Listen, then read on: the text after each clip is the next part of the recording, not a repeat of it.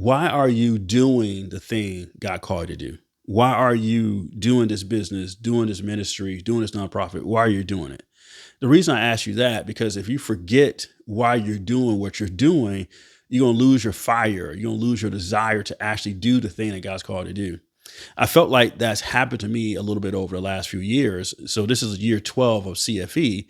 And after 12 years of doing CFE, what I was realizing, I kind of lost and forgot the reason why God called me into this ministry 12 years ago.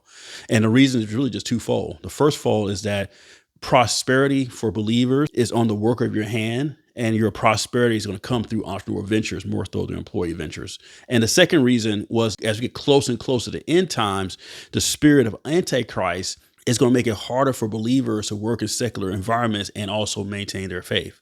Because the way God told me this is that whoever pays you controls you. He wanted more influence in the lives of his people, so he wanted more of his people to be involved in entrepreneurship endeavors. So those are the two whys behind Church for Entrepreneurs. But what I noticed is that over the years, I've got caught up in the doing of Church for Entrepreneurs, the daily word, our office hours, all the different things that goes up into making up Church for Entrepreneurs. And after a while, what I realized is that so much of my time is caught up in doing Church for Entrepreneurs that I lost that why. And because I had lost that why, I was starting to feel burnout.